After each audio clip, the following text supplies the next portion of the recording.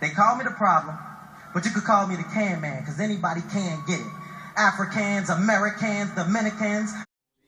Alright, so we're with the big man himself, Steve Bunce, at what was supposed to be the press conference for Billy Joe Eubank Jr. You've been around the game a long time. It's getting frustrating now, this, isn't it? Well, it's getting boring, really. I mean, you know, if you miss it once, it's good. And David Hay once famously came in for an Enzo Macronelli press conference and stayed in the lobby at the O2, and the rest of us were upstairs of Enzo Mac. It gave it a bit of excitement. Plenty of conferences in Vegas and New York, and in fact here that I've been to where a guy's been in a different room, hasn't wanted to come out. It's been because of money or it's been because of hype.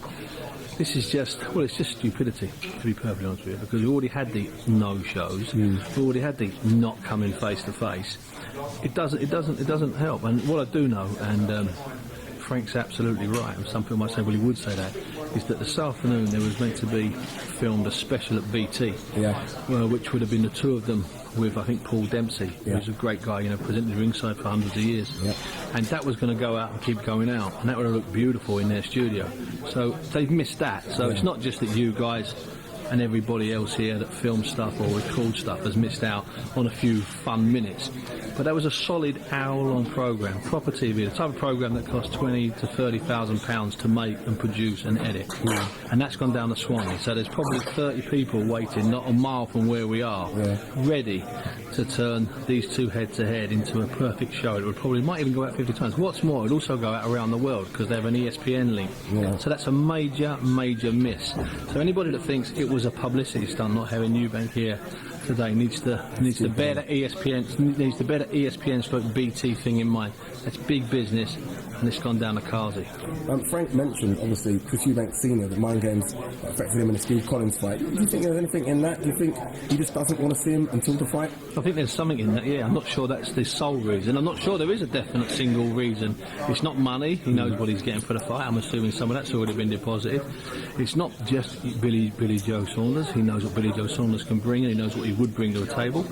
I think there is a little bit of that whole idea. And having been in Mill Street in Dublin, Mill Street in Cork and in Park Equive for the rematch with Steve Collins, I can tell you 100% that Eubank did lose his mind. He did have to go and hide in a cupboard. He didn't want the first fight to take place, and all Steve did was put a headset on and convince Eubank that he'd actually been hypnotised and was impervious to pain. The only problem was, playing on the headset wasn't a guy from Dublin whose name I've forgotten, who was this guy that could teach you hypnotism and overcoming your fears and putting aside pain and all sorts of stuff like that. Nothing to do with that. Complete garbage. What was on there was U2 and various other Irish singers, Mary Black, Sinead O'Connor. That's the absolute truth. It absolutely worked. At the second conference in Mill Street, when Eubank had sat there, when Collins had sat there with a towel over his head with a big set of ears on with his eyes closed, just freaking Eubank out.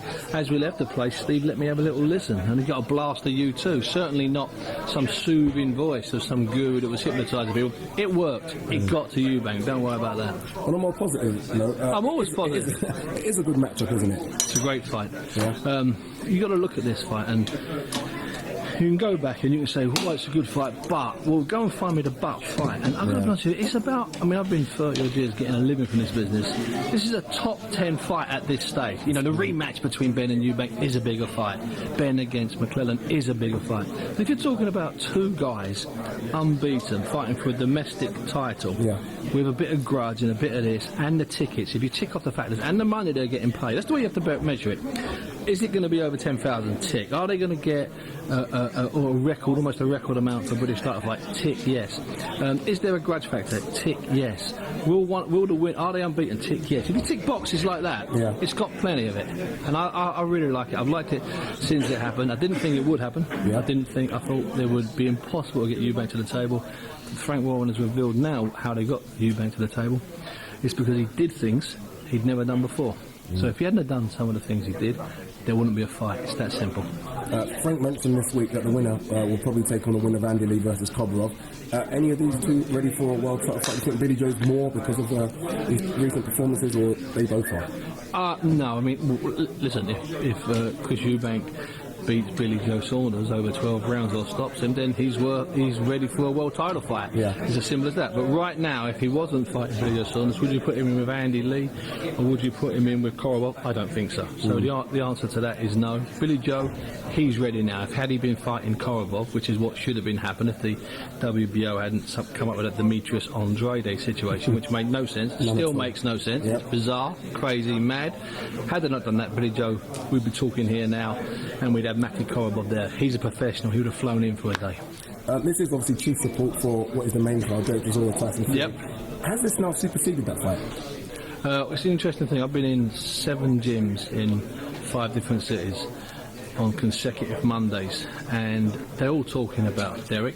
I was in Derek's gym, I was in Tyson's gym. They're all talking about Derek, and they're all talking about Tyson. But the fight that's captured the imagination, the fight they really want to talk about, whether it's 12-year-old kids at Frankie Gavin's gym in Birmingham, or whether it's 45-year-old part-timers at Joe Gallagher's gym in Bolton, they all want to talk about this fight, and they've all got a strong opinion about this fight. Final question, Stephen. Thanks for taking the time. No problem. We've done something on our website. We've asked people on a poll: GGG versus some of the boxers in the 90s. Yep. James Tonys, the Roy Jones Juniors, McClellans, even Eubank and Ben. Yep. How do you think Golovkin would have fared against them lot? He competes with all of them. Yeah. I'm not sure he beats all of them, but I'm not sure they all beat him as easy as people think. Yeah. I think Tony would be awkward with him. He could hit Nigel Benn on the chin, no two ways about it. Would any of them? I mean, it's like if you throw Mayweather back against Hearns and Duran. Do they beat him? Yes. Does he beat them? Possibly. On certain days. It's about certain days. At the moment, we don't really know just how good Golovkin is, because he hasn't found the kind of names you've just thrown out there. I think he can time travel. I think he can try and travel, and I think he can compete.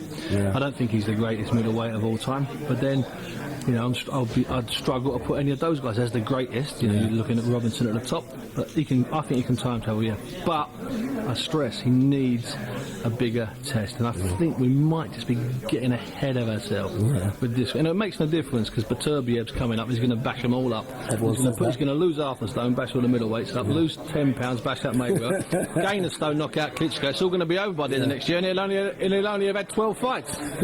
It's game off. It's game off. Steve, thanks for the